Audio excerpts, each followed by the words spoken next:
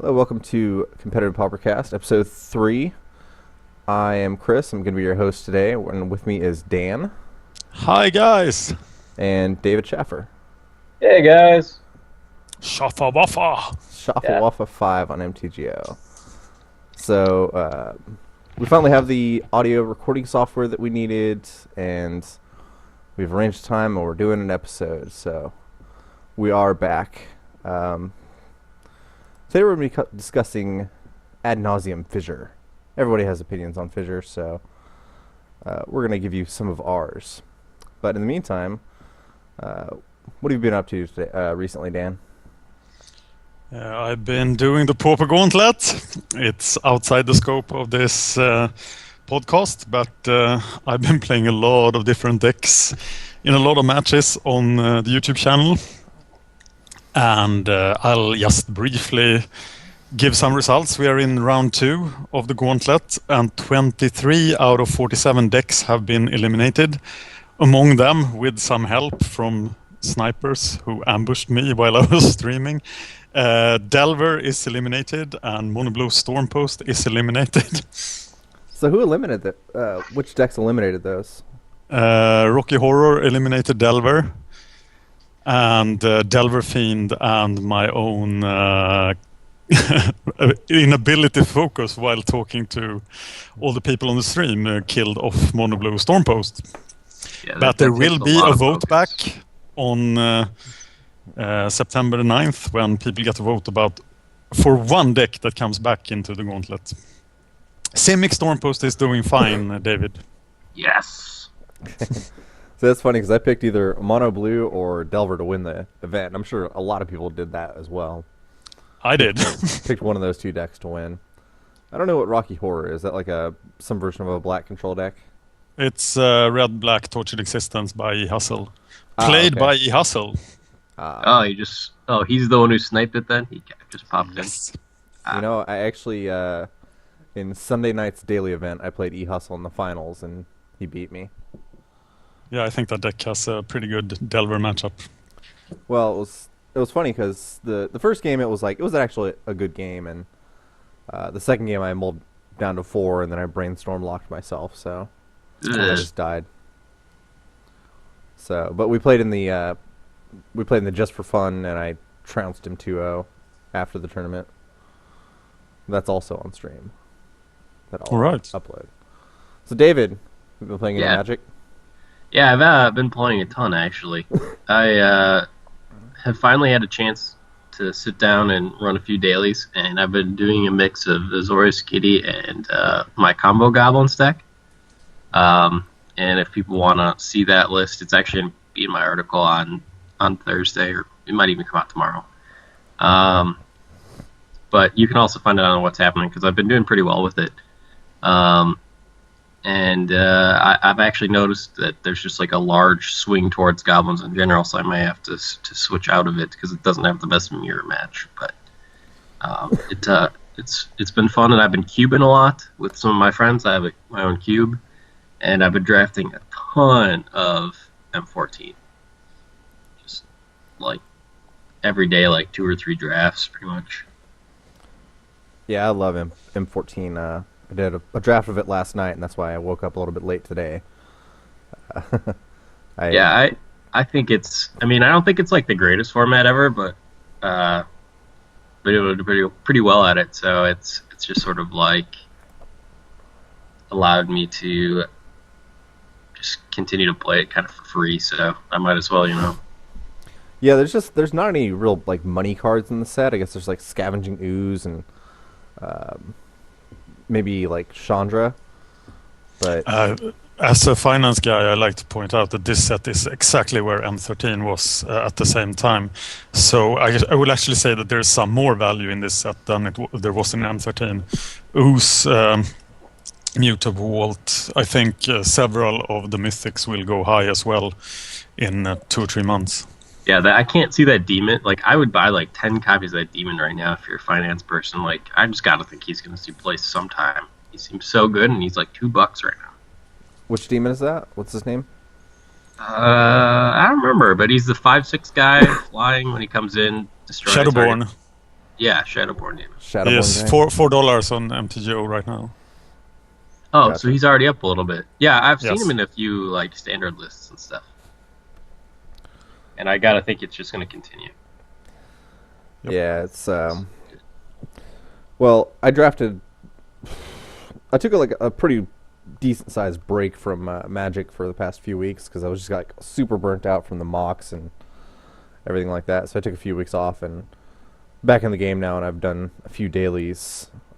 Did a daily on Sunday night and played Delver in that daily, and then did a daily last night. And in preparation for today's show, I played Simic Stormpost, and I won 2'd, but I'm sure that those 2 losses were probably at least partially my fault for not knowing the deck well enough to play.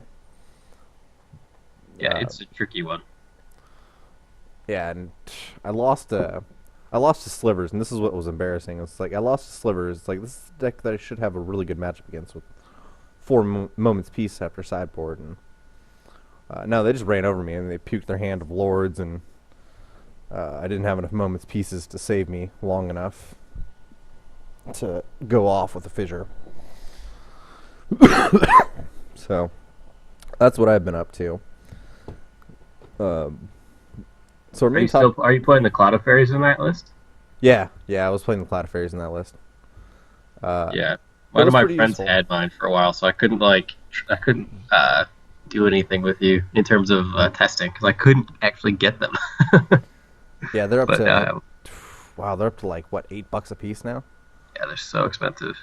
Is that list online somewhere?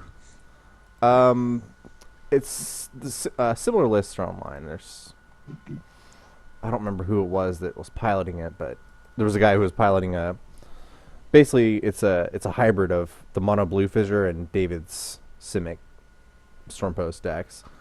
Sounds great. Yeah, you throw in 4 Clouds of Fairies and in place of I don't even remember what he took out. He took out a few lands and maybe like a compulsive research or something. Probably the Fangred Marauder. Yeah, Fangred Marauders in the side now. 2 Fangred Marauders in the side. And you just throw in the 4 Clouds of Fairies and you ramp out, and I've torched people for 20 on turn 5. So That's beautiful. yeah, it's a lot of fun with Cloud of Fairies, and but I did beat Delver Cyclops, so Wow, that was hard, like pre-Cyclops that matchup. yeah, no, I in the game 1 I moments pieced him like 2 or 3 times, and then torched him, and then game 2 I torched him for 20 on turn 5 or 6 or something. I think it was turn 7 actually. Now that I think about it. Do you have Hydroblast? Yeah, I got 3 Hydroblasts in sideboard. Okay. So it was good times, but that'll lead us into our discussion of the main topic, which is Fissure. Unless you guys have anything else you want to talk about. That's all. Oh, Dan, do you want to talk about your standard Pauper stuff? I played my first standard Pauper tournament yesterday. It's usually very hard to find the play run events, and with standard Pauper you are stuck with play run events. It's hard to find them for me because I'm in Europe. But there is an event on Monday night, and I usually have a work meeting on that time, but I didn't have that yesterday. So I played Flickergate.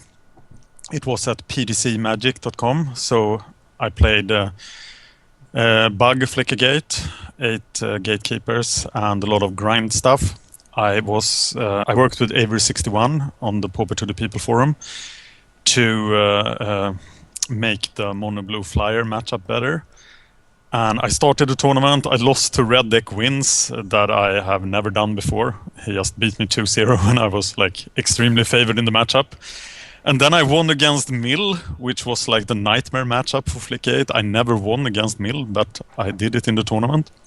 And then in the third, it was a 3-round Swiss. We had 20 people. And in the third match, I was up against Mono Blue Flyers. All my theories would be tested.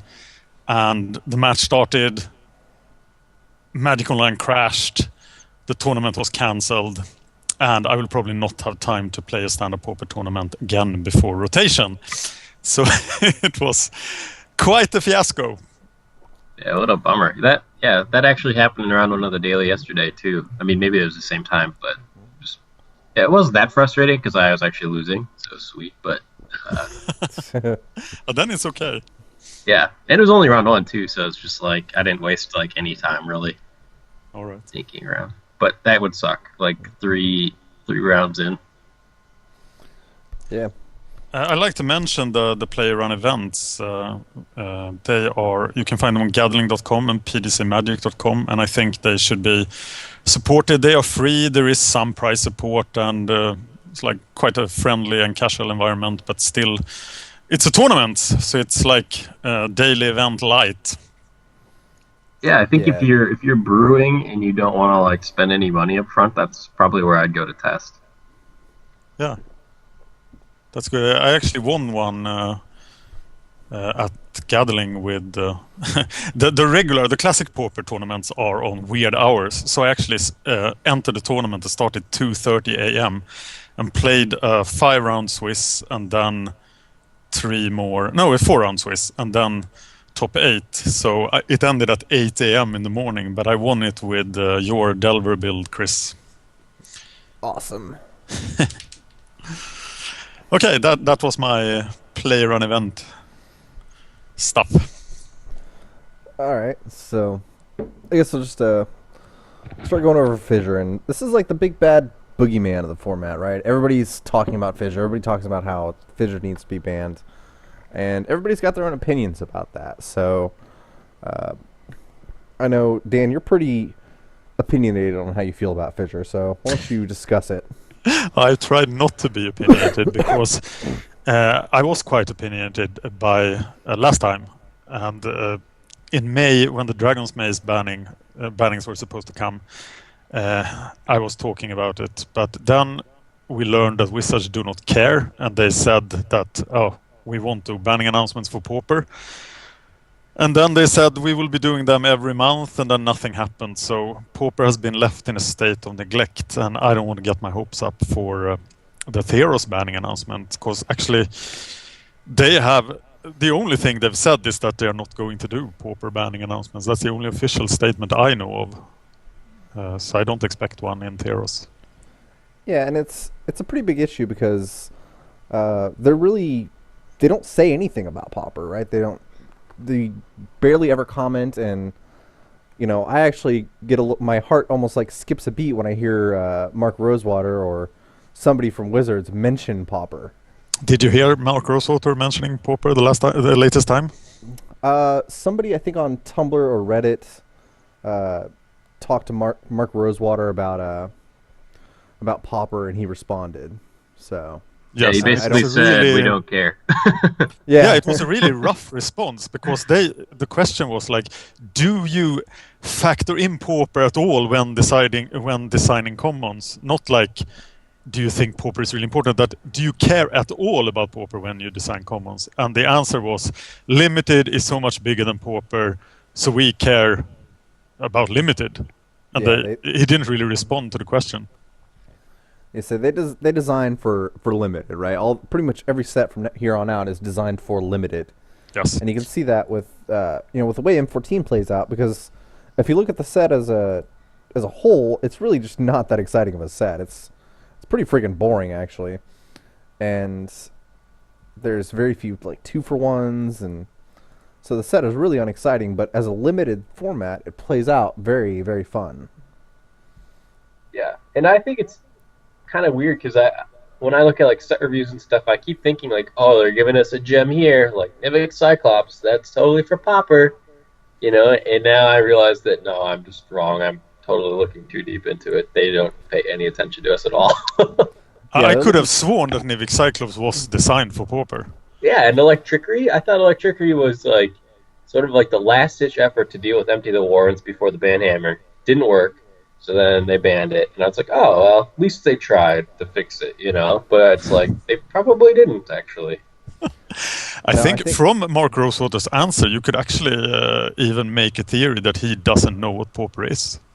That's actually possible. I'm sure he knows it's like all commons, but never like played the format or... But it's just a Magic Online thing, and he doesn't care a lot about Magic Online. That's probably pretty true, too.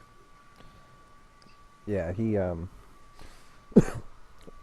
I've seen him talk about it a few other times on Twitter, responding to like Alex Ullman and stuff like that. But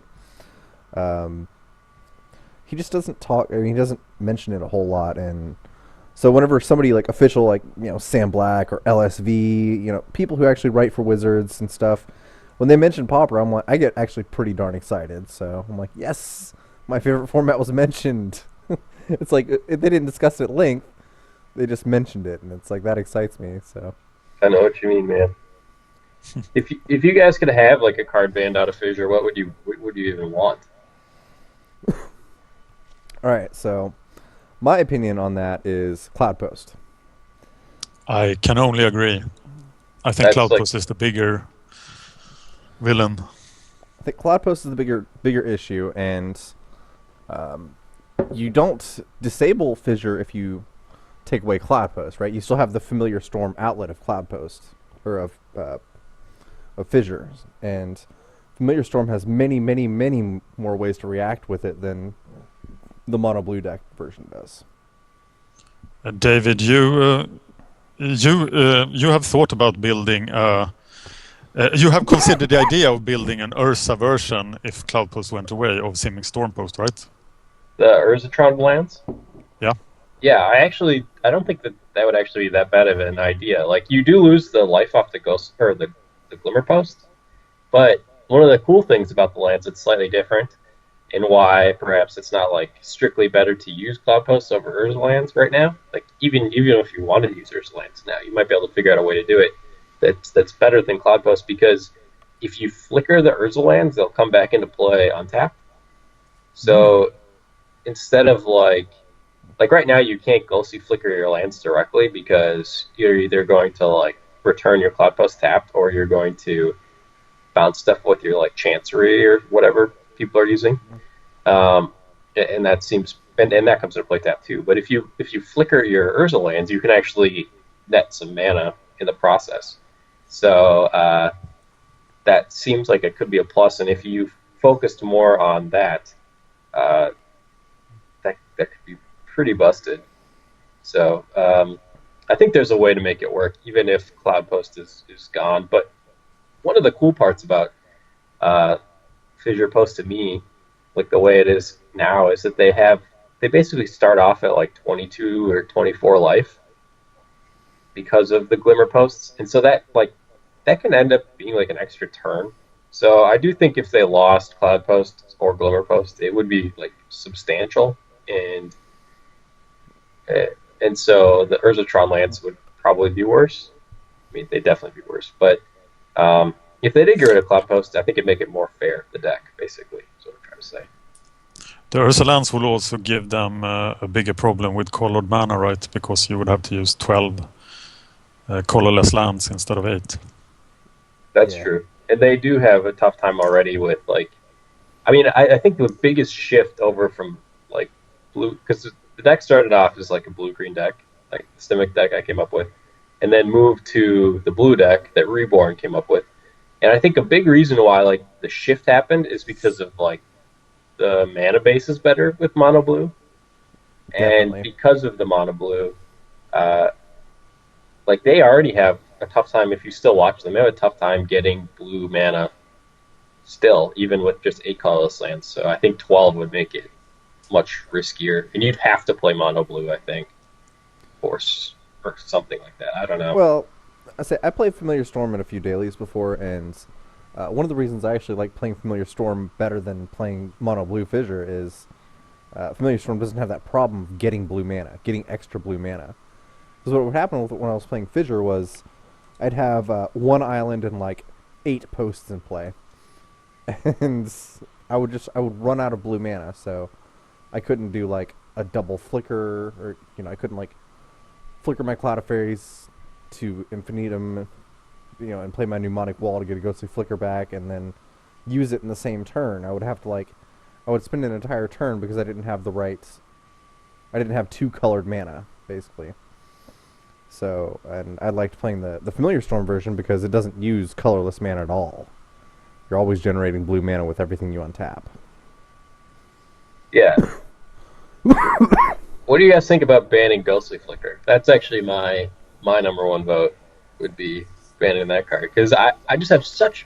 I get so frustrated because I have so many decks I can build, like AzoriusKitty. They can attack their mana base and can just actually like grind them out of the game. But then what happens is they have this Cloud Post that's like spreading seized, and then there's like a reality acid I'm targeting their other Cloud Post with, and then they just Ghostly Flicker, and everything I've done is gone. And it's just like I can't attack their lands because of that. Once they get like Mnemonic Wall and Ghostly Flicker in hand, I can't target anything they have ever again. And it just like totally cuts off an avenue. Plus, it gets them like as part of infinite life. Like that deck doesn't need to fissure. They can just gain infinite life, and then what are you gonna do? Like you have to, I guess, kill all their threats. That's your only other option. Hope to deck them. And so like that card's just ridiculous. I think I hate it. I hate that one the most. So what I think about this is that Ghostly Flicker is one of the key components in the deck, but it's not the thing that actually makes the deck work. The thing that makes the deck work is basically just all the interactions of the main deck that make it work. So I don't think any form of banning Ghostly Flicker is going to do you anything, because if you ban Ghostly Flicker, then basically what they have to do is like run counter spells instead of Ghostly Flicker, and it turns off like infinite mana, but you still have roughly the same problems as usual, which is multiple fissures into Mnemonic Wall to get your fissure back, and the lock is a little bit slower, but the lock is still there, and they lose some utility with Ghostly Flicker, but it doesn't make the deck, I don't think. I think one of the dangers, if there is a banning announcement with Theros, is that Wizards think that, oh, now we have done something for Pauper, and then they can go away and ignore the format for 6 months. If you look at the banning list for Modern, a format they really care about, they have gone to great lengths to ban a lot of stuff. And I think we could actually probably do well with a big banning of like 4 to 10 cards.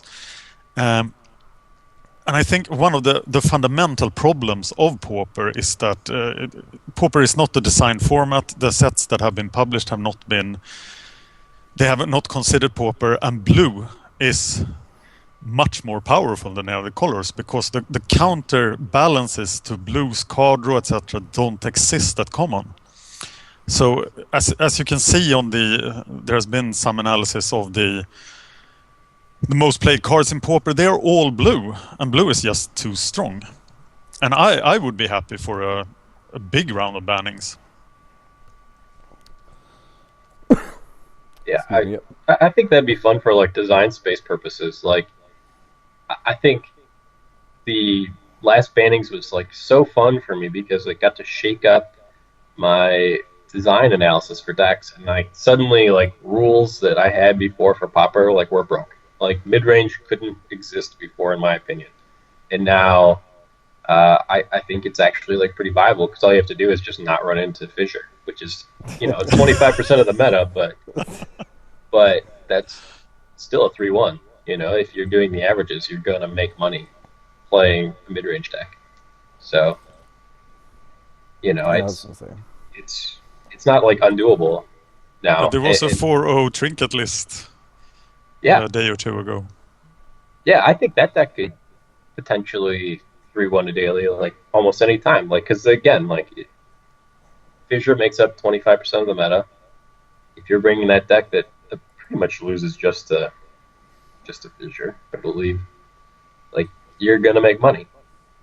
And I felt like that was just not possible before, because the meta was like kind of diverse, but there was like a lot of Storm, like a lot of Infect. Like you're gonna run into those guys once or twice, and those decks will just crush like most mid-range decks. And so it just didn't seem viable at the time, but now it seems very viable. Yeah, so I've got your deck list for trinket list pulled up, Dan. It looks like It's like pretty much your list, with the exception of they've got Kumbaya Witches and Brains of Earth in the sideboard. And the Dimir Gilgates, which I strongly object to. Oh yeah, definitely. That's a wow. Okay, they have no aqueducts. And that's just wrong. Maybe they couldn't get it. I know for a while when I was putting together Trinket Control just to mess around with, I couldn't find aqueducts from bots. Oh. So I know they're not exactly the most common card to find. I realize they have to go up to 22 lands if they don't run aqueducts. Yeah. So, David, you'd mentioned that blue, I think it was you, David, blue makes up the majority of the most top played Pauper cards. Well, Dan said that, but yeah, that is true. Like it's like Preordain. Actually, Preordain is not number one anymore. Dispel. Oh, yeah. Dispel is number one. Oh no. Huh. I suppose it's in everybody's sideboard. Yeah. Dispel is number one with 53% of decks running Dispel. Wow. I don't even think that card's particularly that good, but I guess if all you're doing is running into blue. Yeah, it's a pretty big beating for the mono blue decks, mono blue Fissure decks. You know, if you Dispel their Ghostly Flicker, they're like, oh crap, what do I do now? Yeah, I can see that. Maybe I should look more into that card, actually. Yeah, I know for I've considered running it in my Delver sideboard too, for that reason. Just to have an access to a 1-mana thing that I can counter, that I can use to counter. So, where do we want to go from here? What's your guys' favorite version of Fissure Post, like, or just Fissure in general, like? Because they've really diversified, and like, what do you think the best is? Because there's like, over time we've seen the blue-green auras, the Familiar Storm, the Esper Familiar Storm. Then there's like mono blue Storm Post, blue-green Storm Post, and now there's like the Azorius blue-white Storm Post that's just like splashing for the Sunscape. So my favorite version is actually the Simic Storm Post, because when I play mono blue, it always seems like I just get run over before I can do anything, and Simic Storm Post gives me access to Moment's Peace, which is huge for stopping the aggro decks from just running me over. Yeah, I found often with like Simic Storm Post, you don't need to Fissure. If you can just chain Moment's Pieces, you'll just get the mana you need to X them for 20 in the face with a torch. I haven't tried the Azorius version. It looks very strong, but personally I prefer the Simic version. It's just throwing huge fireballs at people is so much fun that I can't prefer any other version.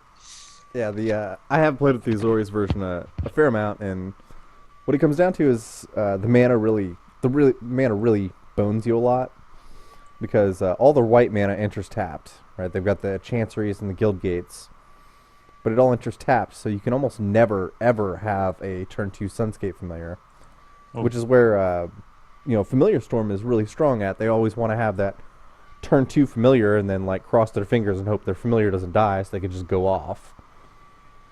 But the Azorius Post can't do that, really. Can't do it reliably, anyway.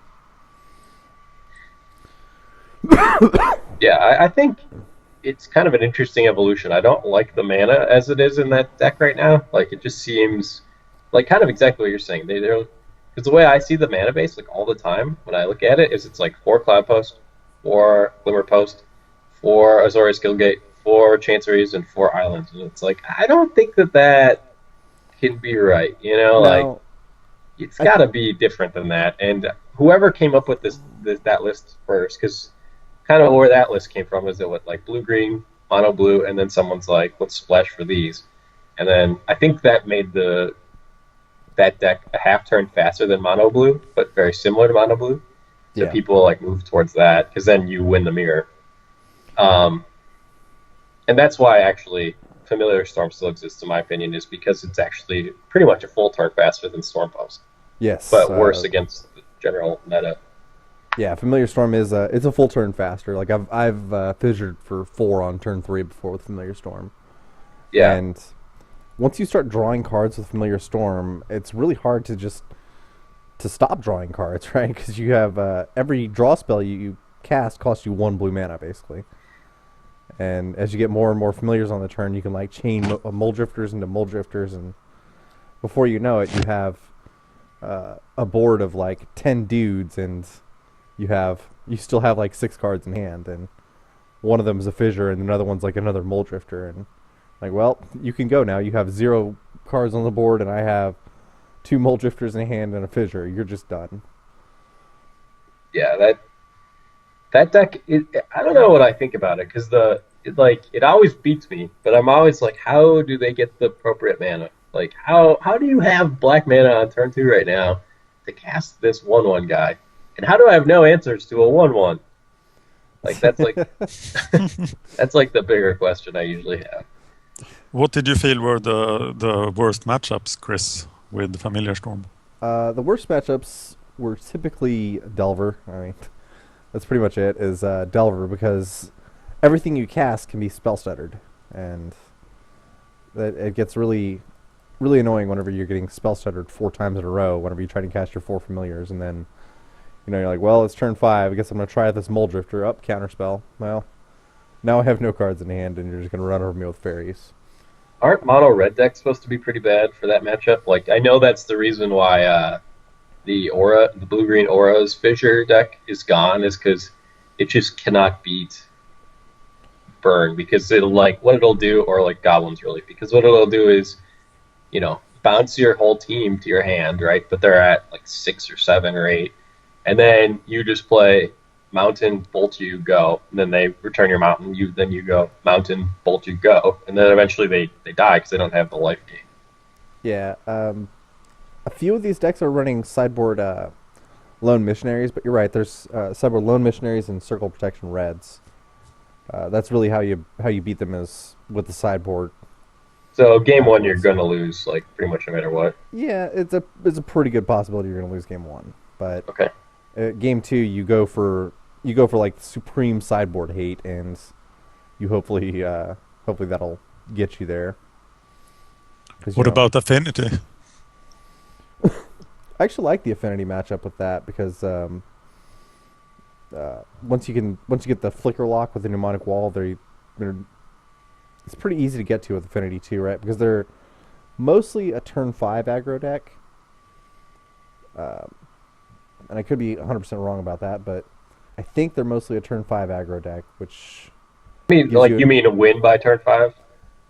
Well, like a win on turn 5 is their typical win. I think I can get behind that. Like, I think 4.5 roughly is probably better, but I mean, that's not the same.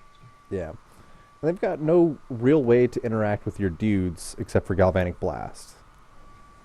And so as long as you can get a familiar on the table and they don't blast it, they're probably going to lose. That's my opinion anyway. Yeah, and I think that makes sense that matchup's easier, because I think that matchup's already pretty easy for, like, Fissure Post, and all you do is you just got to get the lock, right? And so if you can lock a turn earlier, it's got to be even better. Like, that's one less turn that they can have Oddtog plus Disciple. Yeah. Which is kind of their best, or Oddtog plus Fling, which is sort of their best way to win, I think. That's really going to be the way that they beat you, is Atog and Fling you. I'm looking up some Familiar Storm lists here. We've got Net Draft. His list is a little interesting. I haven't seen him before, actually, so... Yeah, it's kind of interesting that the people who play Familiar Storm are usually like the same, like, 3 people. Like, Ministered by Angels or something. Yep. Like 666 Trent or something. 6. They all have like a bunch of 6s in their names. I feel like. Yeah, Alfonso 66666. Yeah. He was my old Infect disciple. Oh, he played Infect? Yes. Huh. That's interesting. You go from Infect to Familiar Storm? Yeah, that's 2 very different it's extremely things. different decks. But then again, I play Stompy and Delver, which are, the anti-each other decks. I think they both play like tempo decks, though. Stompy plays much more like a tempo deck than most of their aggro decks, I think. Yep. I don't know. I've actually never played it. Like, I just can't get myself to do it. Should give it a try because one of the things that I recommend is to all Pauper players is if you have the ability to play the decks, play every deck you can. Pauper's cheap enough that you can build most of these decks for free, and you get to see what makes them tick. You get to see how you're losing all the time to Delver, right, or to Stompy. Because if you play these decks, you understand that hey, Stompy needs a critical mass of threats. So if I can deal with 2 out of 3 of their threats, I can probably survive long enough to start doing what I want to do. So I think that's something that every Pauper player should do is play as many decks as you can from the driver's seat, because if you know what makes these decks tick, then you know how to beat them better. I know I should be playing with them, but it's just like I'm one of those people who just has such a hard time playing with decks that's not like that their own, that they, I'd have to like severely tweak it, which would then like defeat the whole purpose. Otherwise, I'd just get bored of it after like one game. Yeah, and then different strokes, different folks. But I do still occasionally play like the Nivik the Cyclops deck, even though I don't like it and I would never ever take it to a daily event. And the same thing with Affinity, right? I play that occasionally, even though I would never ever take it to a daily event because I just don't like the decks. But I do need to figure out what makes them tick, right? I understand that Affinity needs a very, very specific hand to be able to just run over opponents, and even then, if your opponents have any sort of interaction with your Affinity things, then you're in pretty rough shape. But learning what makes these decks tick, I think makes me a better player. Yeah, I agree. I should do that. I absolutely agree, and I have been known to play any strange Pauper deck there is. Yeah, so you have an entire gauntlet, right? Yeah, and I think from all the decks I ever tried, Stompy is the most complicated. Yeah, the decision trees are incredible. Stompy can be incredibly complicated, but it's still I still think it's a good starter deck, right? Because it's pretty straightforward, and you do occasionally just get wins where your opponent doesn't do anything, so you just run over them with Nettle Sentinels and Skark Pit Skulks. But at the same time, if you, I think like one of the most fun matchups for me as a Delver player is actually playing against a good Stompy player, right? Because the mind games are so crazy within that matchup where, it's like, do I play the snap now on my main phase while he's tapped out, or do I wait till his turn and make him use the Vines of Vastwood so that he can't cast another creature, and it's like the decision trees are incredible, and some of the most fun matchups are a good Delver pilot against a good Stompy pilot and vice versa. Yeah. But we're talking about Fissure, so why do you guys, our favorite versions of Fissure are Simic Stormpost and Familiar Storm, so why is Mono Blue being played? Why is Blue Stormpost being played so much? Well, I think that there's a lot of reasons for that. The first one is like a sleeker mana base. There's just like over time it's become kind of apparent to me that you don't really need crop rotation. You don't really need Moment's Peace, because they have such a sleek deck that's just like only the cards that they want, it feels like. And when I was designing like blue-green, I didn't even, I tried Cloud of Fairies, sure. It was fine. I tried Snap. It was not as good as Cloud of Fairies, and I was just like, whatever. So, and people, suggested these things to me, and I think that the truth is, it's not one of those cards that makes it better. It's Cloud of Fairies, Ghostly Flicker, Mnemonic Wall, and Moldrifter. Once that happens, that just means that they have infinite mana. They don't even need the Moldrifter. They can just have a Prof Prism. They can just draw their whole deck out, right? And so that combo, I was a big tenant of the idea, and I still am. I think this is total outlier that you can't have 4-card combos and have them be successful in any format besides Commander. But somehow this 4-card combo works in Pauper, and it's so powerful that it's worth it's worth playing. And there's no need to, if you're going like to green to like play Moment's Peace or Crop Rotation, you're gonna have to pitch some of the Ghostly Flickers. You're gonna have to pitch the Cloud of Fairies and stuff. And so it's just the combo plus the mana base consistency is really, really like huge. But I do think that there's something to be said for there's a culture out there of taking like the best deck and winning with it. And I think that mono blue's a bit easier to pilot than blue green. And so it's possible that just like in most of the mirrors or whatever, people who were playing blue won and the blue green person lost. And so everyone's like, oh, I'll just hop on blue because it's better overall. But I actually think the mono blue version's worse against goblins. Oh, yeah, and I think it's taken a long time for people to figure this out.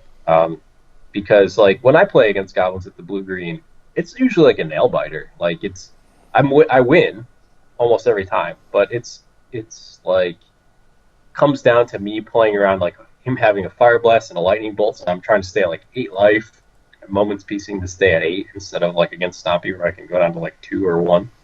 Yeah. And so the mono blue version doesn't have Moment's Peace, and all they have is Fade Away, which can be countered by a Pyroblast. And so I just think that the truth is nobody's played goblins really lately, and I think we're starting to see an upswing in them because people finally realize that that's actually the aggro deck people should be playing. It's just taken like 7 months for people to realize that. But goblins has a lot of problems, right? With other decks.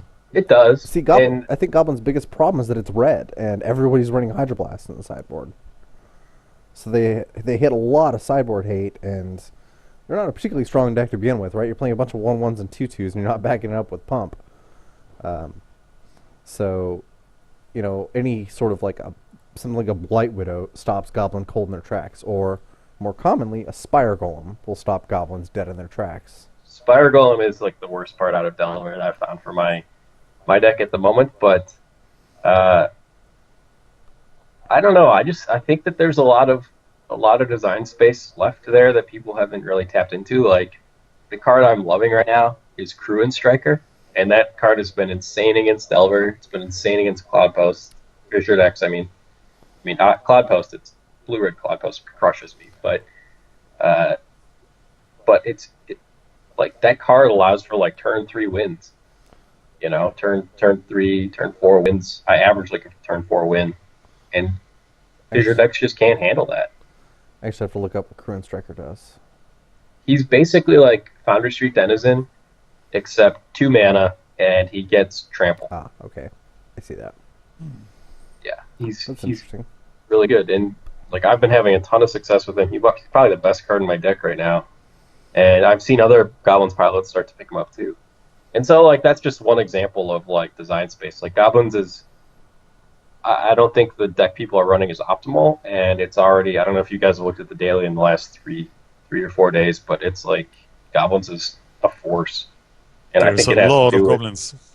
I think it has to do with the fact that like a week ago, all you saw was Fissure Post.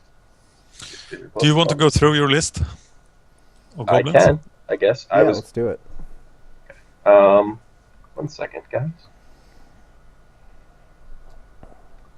Gotta find it. I've got it pulled up on my screen here. We can just start discussing it, and I'll just okay. I'll throw in your comp. I mean, so it looks like you've got pretty much a standard fare Goblins deck, with a few exceptions. You're running 1 Forgotten Cave for lands and 17 mountains. So you are running already 1 more land than typical, but the 1 more land you are running is a cycling land, so I guess not too much to say about that. And then you've got your standard fare 4 Denizens, 4 Bushwhackers, Foundry Street Denizens, 4 Goblin Bushwhackers, 4 Goblin Cohorts, 3 Goblin Sledders, 4 Mog Conscripts, 3 Mog Raiders. So this is sort of interesting. I'm going to stop right here. Because you're actually running one less Sledder and one less Mog Raider than the list usually do. Yep. This has to do with the fact that I don't think those cards are really that great. I don't think that they need to be. They don't have to be 8s. You know, like I think the biggest. Let's see if I can find another Goblins list to just like critique. And it's not even that this designer did it. So if you go to like, actually. See, Hawking here from the 25th, he is also... No, he's running 4 Sledders and 4 Raiders. Okay, so yeah, his list is like just stacked with 4-ofs. Like, it's just like everything is a 4-of besides the Goblin Arsonist and the Fire Blast. And Yes. the question I have to ask is are these Goblin Sledder effects and the Mog Raider effects like so good that you want 8 of them? And I think the answer is no. I think most Goblin decks want probably closer to like 6. You do want 8 Goblin cohorts, Mog conscripts, but like I like to have like 1 Sledder out, maybe 2 in case I'm afraid they're going to deal with it, because I do want to have 1 in play. But if you have like multiples of them, they're basically just 1/1s for 1, which is not very good, because once one's in play, the effect just gets mitigated by itself. Yeah. So I bet they were great during the era of Echoing Decays. yeah. I mean, like they were good cards, and I think a lot of the problem with the Goblins deck is it's a relic of past metagames. Like, I don't think Sparksmith should be main deck at all. It just makes no sense, really, because when you're playing against like Fissure, what are you killing? Nothing. You have a 1/1 for 2 mana. And it's like, if you're playing against another Goblins deck, it's not very good in that matchup either, because it counts the number of Goblins in play. So you actually like lose a ton of life. It's like, it's good in Stompy, and it's like, and I bring it in against Delver. Yeah, so But- it's backbreaking against Delver. Yeah, Yep. but it doesn't really do all that much when you want to be really fast in this meta. So I took those and moved them to the sideboard. And I've been totally happy with that. And then so that's like my view on the Sledder. traditional Goblins deck that I've sort of eschewed for my list. All right, so continuing to go down the list, you have Skirk Prospector. Yeah. So this guy is sort of like a little innovation that's can do some really, really broken things in this deck. So, like, the way this deck works is I call it Combo Goblins. It's not just like normal Goblins, and the small tweaks make like huge differences. So, I'm running 4 Foundry Street Denizens and 4 Karun Strikers, but I'm also running 4 Mog War Marshals, which are the 1/1s. Yep. For a red and a colorless Echo. Put a 1/1 Goblin into play, like a token, and then when he dies, put another one into play. Yep. I'm also running 4 Krenko's Command, which is just a sorcery that's a red and colorless. Put 2 Goblins into play. And what these cards allow you to do is they allow you to pump your Denizens and they pump your Strikers. So if you play a Foundry Street Denizen on turn 1 and then Mog War Marshal on turn 2, you can attack for 3. Well, what you can do with the Skirk Prospector is you can actually net mana off the War Marshals. So if you play Skirk, this is like how you can turn 3 win pretty much.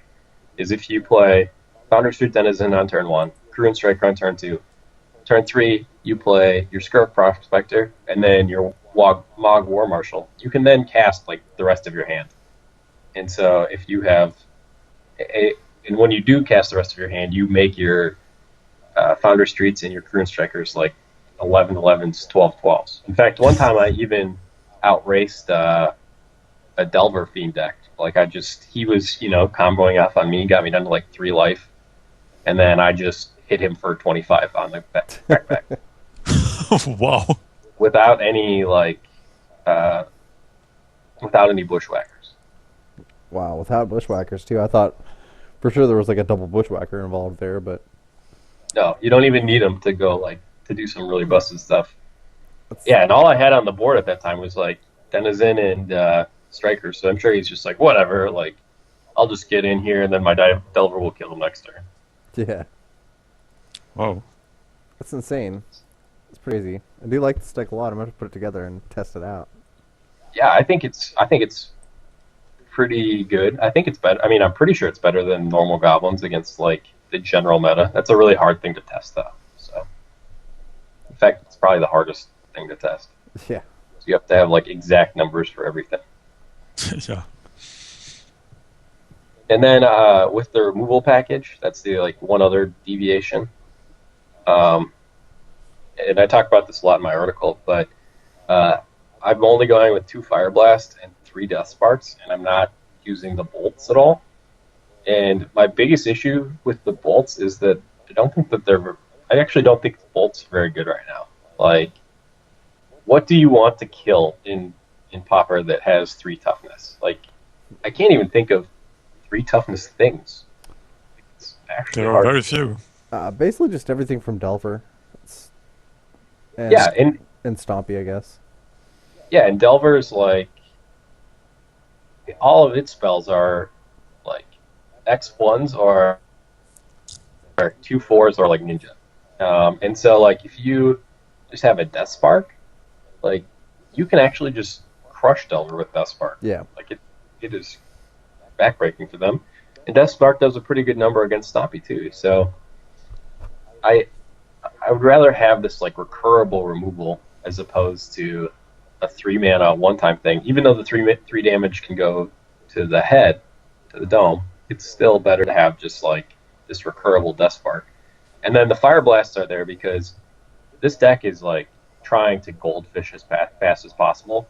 So you want to get those turn 3 wins, those turn 4 wins, and being able to use all your mana and then cast additional burn is huge.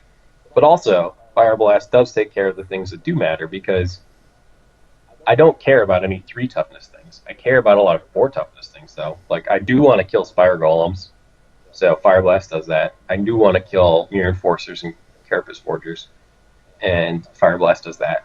So Fire Blast has the appropriate amount of damage to warrant a slot in this deck, and it has the additional benefit of being able to be cast for free. Yeah. So here you go, folks. This is how you attack the Fissured meta. You play David's Goblins deck. Yeah, I think Goldfish is about a half turn faster than normal Goblins. It doesn't play the control game as well, but it should never lose to Fissure. And so far, I haven't lost to Fissure. Yeah. People have asked me occasionally, it's like, how do you deal with Fissure? And I talked about this on when I was on Pauper to the People last week. You need a deck that's doing one of 2 things, or I guess one of 3 things to beat Fissure. You need to kill them on or before turn 4, which is why Cyclops is still a deck. Or you need a deck that can be able to interact with them while still putting a lot of pressure on them, so you're playing Delver. And if you're not playing one of those 2 types of decks, you can't really beat Fissure. Yeah, it's very true. Unless you are a Fissure deck. So, I mean, land destruction doesn't work, right? They just Ghostly Flicker. They just Ghostly Flicker their lands, and, Spreading Seas, that type of thing doesn't work, and discard doesn't even work, because if you make them discard their entire hand, and then they draw a Muldrifter, they refill their hand, and then they have a dude, and they can chain Muldrifters once again. So, yeah, like, targeted discard doesn't work, land destruction doesn't work. You need to be able to kill them on or before turn 4 or interact with what they're trying to do, a la Delver or Mono Blue Control. Can you then explain what Izzet Post is or in the metagame? I think Izzet Post is just hoping to dodge Fissure. Yeah, I do too. They're on the plan. It's the main Fissure dodging deck then. Yeah, I think so, because I don't think there's any way they beat Fissure. I mean, they do have some main deck counterspells, which can sort of help against Fissure, but you really need to be packing more counterspell or counter magic than that if you hope to beat Fissure. Yeah, I remember, like, game 1, when I would play Blue-Green Fissure Post, was like, I just don't think it was possible for them to win. In fact, I've never, ever lost to Blue-Red Cloud Post playing Fissure on game 1.